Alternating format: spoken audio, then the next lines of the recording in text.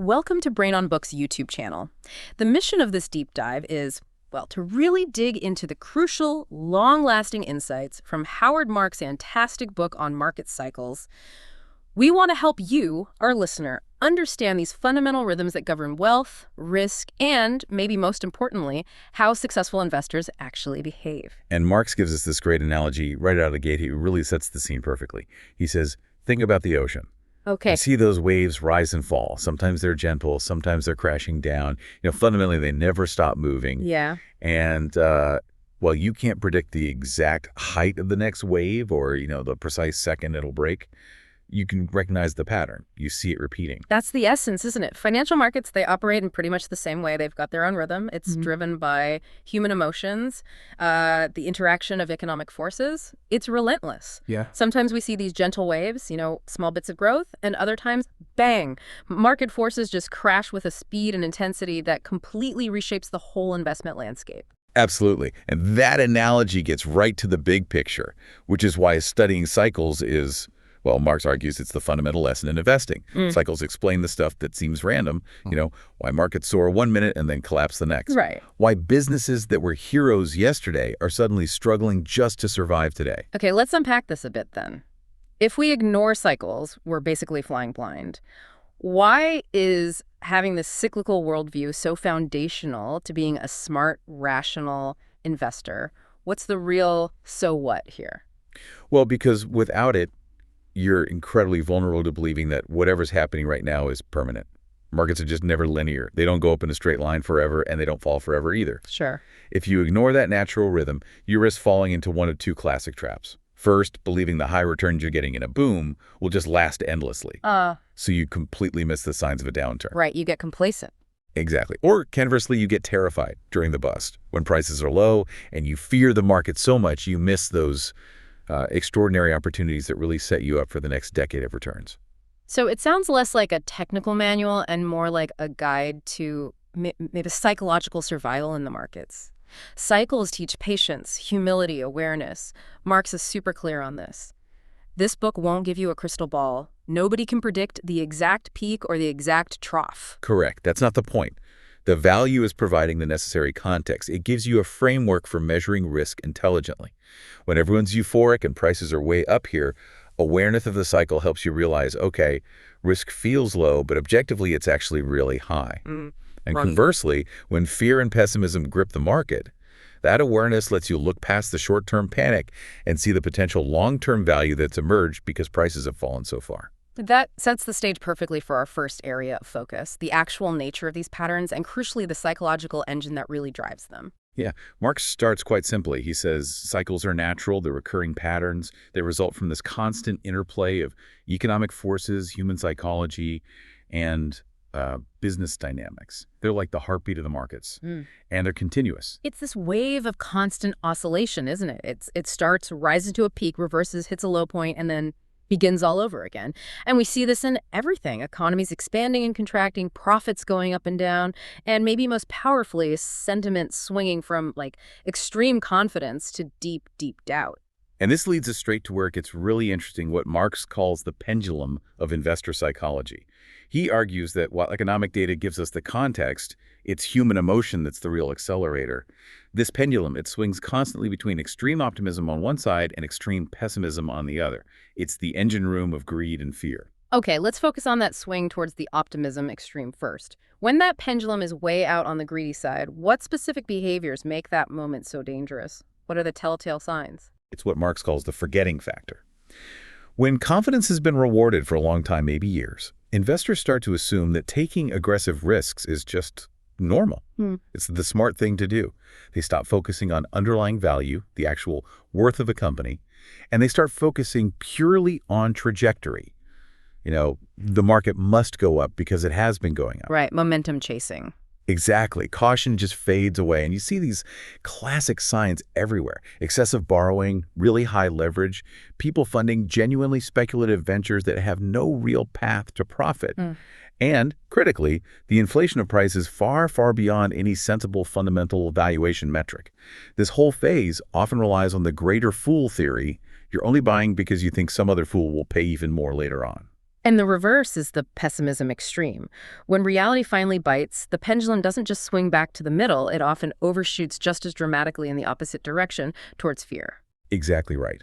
Fear takes complete control. Investors stop caring about future potential, about long-term value. All they care about is stopping the immediate losses. Right now, markets fall sharply.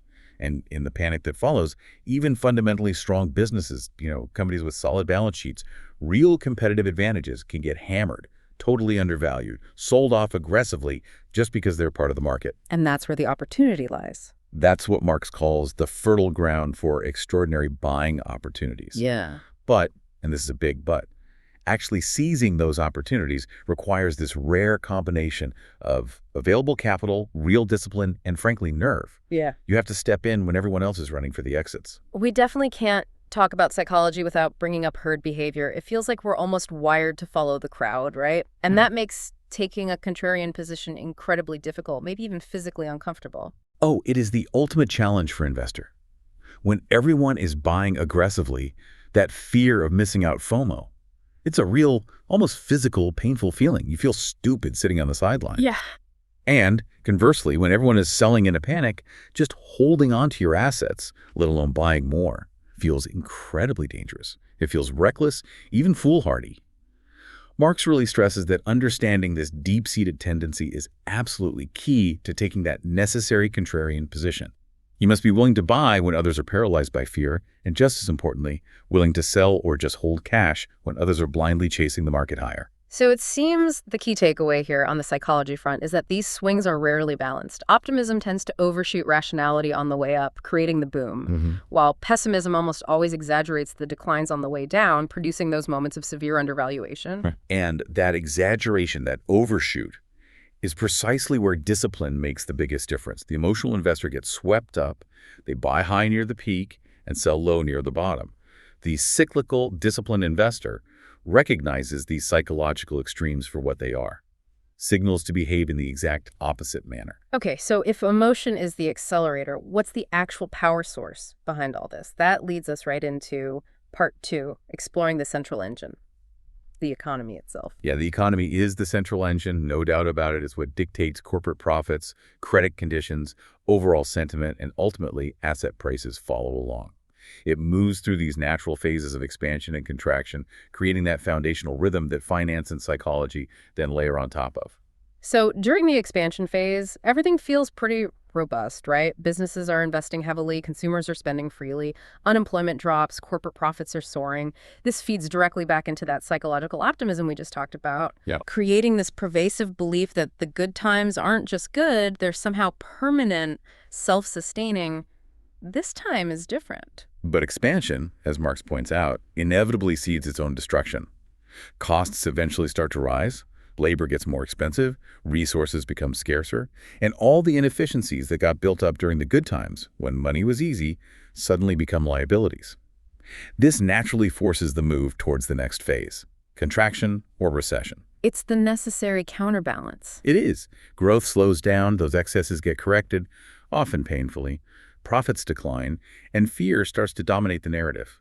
Companies cut back investment, layoffs happen, and debt becomes much harder to service, especially if it was taken on cheaply during the boom. And Marx really emphasizes that contractions aren't just bad things to be avoided. They're actually necessary to clear out those imbalances, aren't they? It's like they flesh out the over-leveraged companies, the speculative ventures that probably shouldn't have gotten funding in the first place. It's painful, sure, but it's an essential process to create the conditions for the next recovery. Precisely. You can think of it as the market's way of hitting the reset button. But crucially, and this is so important, no two cycles are ever exactly alike.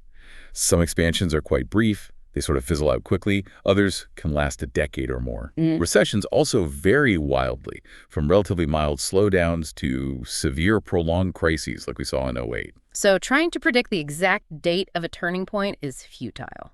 Pretty much a fool's errand, according to Marx. Recognizing the phase you are currently in, are conditions generally getting better or worse?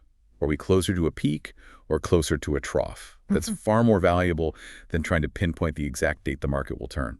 Okay, that brings us neatly to a really significant question. Government influence. If these cycles are fundamentally natural, how much do governments and central banks actually influence the rhythm? Are they smoothing out the waves, or are they sometimes just making them bigger later on? Well, they certainly try to smooth them out. But their influence is complex, and often you could argue it distorts the natural rhythm more than it helps in the long run. Central banks primarily use monetary policy. Their main tool is adjusting official interest rates. Right, lower rates to encourage borrowing and spending during a slowdown. Exactly. And raise rates to try and cool things down, prevent inflation, and moderate excessive growth during a boom. But their toolkit has expanded massively beyond just setting that main interest rate, hasn't it? We've seen incredibly aggressive interventions like quantitative easing or QE, where central banks just buy up enormous amounts of government bonds and other assets. That's a key detail Marx definitely acknowledges. QE and other non-traditional tools, things like forward guidance, where they signal what they plan to do with the rates in the future. They basically pour liquidity directly into the financial system. This influences asset prices very directly, often inflating them way beyond what the underlying economic activity might actually justify. And then you have fiscal policy on top of that, that's the government itself, using spending and tax policies directly. Right. So, for example, launching huge infrastructure projects to create jobs or sending out stimulus checks directly to people to boost consumer demand during a really severe downturn. So what's the cautionary insight here? They have all these levers. The vital cautionary insight from Marx is this. These government actions do not eliminate cycles. They only influence their severity and their duration. And sometimes they inadvertently create new vulnerabilities down the line. How so? Well, think about artificially low interest rates kept low for a very long time. It can encourage a massive buildup of debt across corporations, governments, even households because borrowing is so cheap. That makes the inevitable downturn much, much deeper and more painful when rates eventually do have to rise to combat inflation or something else. And we also have to factor in policy lag, right? And just unintended consequences. Right. A stimulus package decided today or a rate hike might not fully hit the real economy for 6, 12, even 18 months. Exactly. And if the economic situation shifts dramatically during that lag time, the policy intervention could end up hitting the economy at precisely the wrong moment, actually amplifying the next swing instead of dampening it. So it's another layer of complexity for investors to track. It really is. Wise investors don't just watch the market in isolation. They analyze how these policy interventions might be amplifying or moderating the underlying cycles, and then they adjust their own risk exposure accordingly. Understanding policy influence is just one more interconnected gear in this whole complex machine, which actually leads us nicely into part 3, where we need to discuss 3 more dynamics that Marx identifies as absolutely crucial: profits, risk perception, and credit. Okay, starting with corporate profits. Marx places huge emphasis on this in Chapter 6. They're the true core driver of stock prices, valuations, and naturally, investor behavior follows profits. And they mirror the economic cycle almost perfectly, as you'd expect. During the boom phase, demand is strong, sales are rising, companies often find ways to improve margins, and cash flows are really flush. This financial health, though, often leads companies to make aggressive, very cyclical decisions. Like what? They overextend themselves. Maybe they borrow heavily to fund speculative expansion projects or make big acquisitions at peak prices, basically assuming that the current favorable environment is the new normal, the new baseline forever. Assuming the cycle is dead. Pretty much. But the reversal, when it comes, is often swift and really painful. When the cycle turns down into a bust, demand can drop precipitously. Those costs that seemed manageable before suddenly squeeze margins hard. Profits fall, often dramatically, leading to rapid cost-cutting, layoffs, and sometimes even bankruptcy for the companies that got most leveraged up during the good times. And there's huge variation between industries here. Right. Oh, absolutely. Critical point. Highly cyclical sectors, think semiconductors, airlines, commodity producers like miners or oil companies, they see absolute dramatic profit swings. 10% drop in GDP might translate into a 50% or even bigger drop in profits for an airline or a steel company. Yeah. Contrast that with more stable sectors like utilities or maybe established consumer staples companies selling toothpaste or basic food items. Their profits fluctuate far less with the overall economy. Furthermore, those corporate decisions we talked about, like aggressive hiring and investment in booms, followed by massive cost-cutting and busts, they actually amplify the cyclical swings of profits themselves. It creates this self-reinforcing feedback loop that often makes the peaks higher and the troughs deeper than they might otherwise be. That inherent volatility in profits brings us directly to Chapter 8, which focuses on something fascinating: the gap between the perception of risk and the actual objective level of risk. Because that perception is what drives the market pendulum we discussed earlier. Yes, this is one of the most profound ironies Marx identifies. During booms, when everything's going great, investors feel entirely secure. They see asset prices rising steadily, market volatility is low, credit is super easy to get, risk appears incredibly low. It feels safe. It feels safe. But Marx stresses, and this is crucial, risk is often highest precisely when everyone believes it is lowest. Why?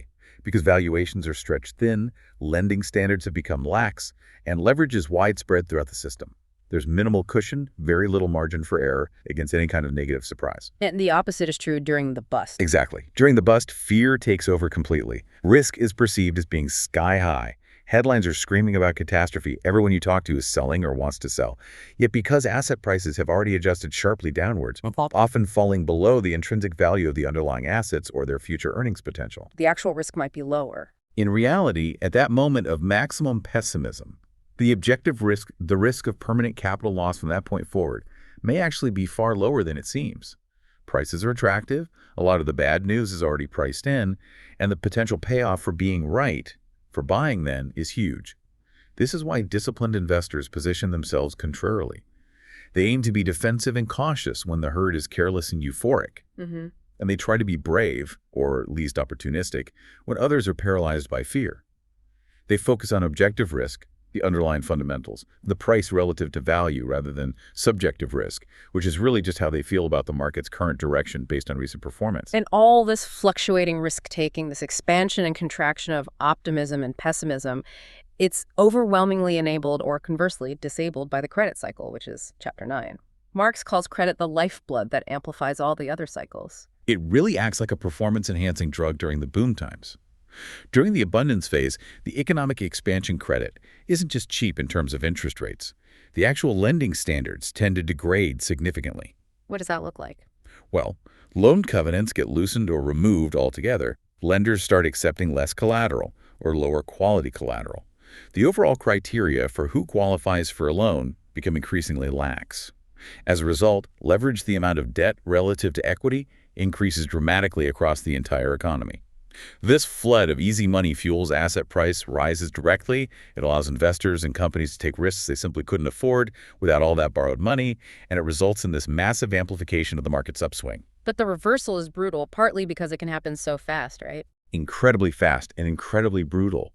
When lenders finally decide to tighten standards, maybe triggered by a small spike in defaults, a sudden change in central bank policy, or just a general shift in sentiment, borrowing costs can soar almost overnight, and critically, sometimes access to capital just dries up completely, even for credit-worthy borrowers. The window slams shut. Yeah. This credit contraction then amplifies the economic slowdown immensely. Companies and individuals who are reliant on constantly rolling over cheap debt suddenly face margin calls, or they find they simply can't finance their ongoing operations. This forces deleveraging. They have to sell assets to pay down debt, but they're forced to sell into a falling market, which pushes prices down further, which then triggers more margin calls and more forced selling. It's a vicious cycle downwards. It is entirely self-reinforcing. Marx notes that market extremes, the very peaks of booms and the very troughs of busts, often coincide almost perfectly with the peaks and troughs in credit availability. This makes the credit cycle arguably one of the most important primary indicators for figuring out where we likely stand in the overall market cycle. That makes perfect sense. Okay, so the economy provides the engine, human psychology provides the wild swing of the pendulum, and credit provides the fuel that makes that swing truly massive, both up and down. So now we shift into part 4, where we look at a couple of specialized cycles, distressed debt and real estate, and then try to put this whole interconnected structure together. Right. Chapter 10 focuses specifically on the distressed debt cycle. This is a unique, kind of extreme phase that typically occurs deep into a contraction, when a significant number of borrowers start to default on their loans and the markets for their debt become highly stressed, sometimes even dysfunctional. And this is often where the really spectacular fortunes can be made by specialized investors, isn't it? Because fear drives completely irrational selling of these debt claims at huge discounts, simply because most people lack the stomach, or maybe the expertise, or the time horizon to deal with the messiness of bankruptcy and restructuring. Exactly. For disciplined, specialized investors, this is prime hunting ground. It's not just about buying bonds cheap, it's about deep analysis of a company's capital structure. For example, if a company defaults, a distressed investor might buy its senior secured debt, maybe trading at 50 cents on the dollar. Their analysis might suggest that during the inevitable bankruptcy restructuring, that senior debt will likely convert into a controlling equity stake in the reorganized, now healthier company. So you buy the debt hoping to own the company later. Often, yes, or at least get a very favorable recovery. But it requires significant, highly specialized analysis, legal, financial, operational. It demands deep patience because these things take time. And crucially, it requires the ability to distinguish very carefully between temporary cyclical distress, a basically good company hitting a rough patch, and permanent existential failure where the company is truly broken. That definitely sounds like an area where cool-headed objective analysis has to completely override any emotional reaction. Yeah. You have to be comfortable wading into a situation that almost everyone else is actively running away from. Precisely. It is absolutely not for the faint of heart or for investors who need quick results, but the potential returns generated when the cycle eventually turns back towards recovery can be truly exceptional, simply because the entry prices were so heavily discounted by panic and forced selling. Okay, and similarly, the real estate cycle covered in Chapter 11 also moves through these very distinct, though often much slower moving phases, and it's heavily influenced by credit availability, as we've already established. Yeah, real estate is the ultimate long-duration asset, right? But its phases are usually quite unmistakable over time. You have recovery, then expansion, then eventually a peak, which is often characterized by a significant overbuilding because developers assume the high demand is permanent.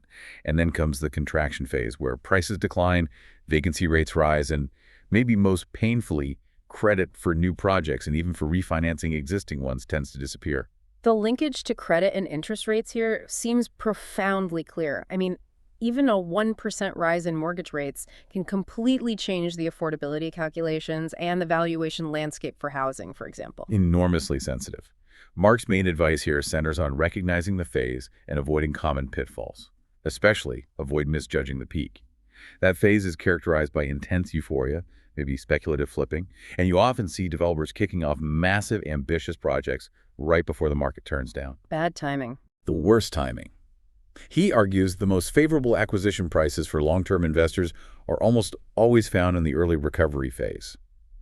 Pessimism might still be quite high, but the underlying economic fundamentals are quietly starting to mend, vacancy rates are stabilizing, and maybe credit is just starting to tentatively reappear. Okay, so finally, putting it all together in Chapter 12, the market cycle, the one we watch on the news every day, isn't really one single thing. It's the cumulative, often self-reinforcing effect of all these individual cycles we've discussed interacting with each other. So what does this all mean for you, the listener? It means that during good times, economic expansion fuels corporate profits, which boosts investor confidence, which in turn encourages lenders to loosen credit standards. This positive feedback loop drives asset prices higher and higher, often beyond sustainable levels. Right. Conversely, during a bust, all the negative forces reinforce each other too. Slowing economic growth leads to falling profits, which shatters confidence, which causes credit to tighten dramatically. This negative feedback loop drives the market down, often very sharply and quickly. And since Marx constantly hammers home the point that perfect timing is impossible, we just cannot know the exact day of the peak or the trough. The focus for investors has to shift away from prediction and towards strategic positioning. That's absolutely the key actionable takeaway from the entire book, I think. Positioning. It means recognizing whether the current overall conditions, looking at the economy, psychology, credit, valuations, suggest a generally favorable, relatively low-risk environment, or if they point towards a highly risky, elevated environment where caution is paramount. And then, crucially, adjusting your portfolio exposure strategically to match that assessment. That brings us perfectly to our final, very practical section. How do we actually cope with these inevitable cycles? How do we apply this idea of positioning? And what are the hard limits of this knowledge? All right, Chapter 13 focuses squarely on coping. And coping, in Mark's view, requires constant preparation, disciplined behavior management, and that smart positioning we just mentioned. The foundational principle, once again, is simply acknowledging deeply that cycles exist and they are inevitable. No matter how clever central bankers think they are or how much governments intervene, the cyclical tendency will persist. And this fundamental acceptance leads to some key operating principles, right? Like prioritizing risk management above almost everything else. Absolutely. That means things like proper diversification across different assets. It means limiting your use of leverage aggressively, especially when credit is cheap and easy to get, because that's when it's most dangerous. And it means maintaining adequate liquidity, having cash, or easily sellable assets so you don't find yourself forced to sell your good long-term holdings at fire sale prices right at the bottom of a cycle just to meet obligations. But arguably, the most crucial element of coping is behavioral, isn't it? Managing your own emotions. It's paramount. You absolutely must resist those powerful emotional impulses, both the greed and FOMO that dominate booms, and the paralyzing fear and despair that characterize busts. The way you do that is by maintaining a relentless focus on long-term value, on the fundamentals. And patience here is just non-negotiable. Cycles often last far, far longer than you expect in both directions. Overreacting to short-term volatility, chopping and changing your strategy based on daily news or market noise is probably the single easiest way to sabotage your own multi-year returns.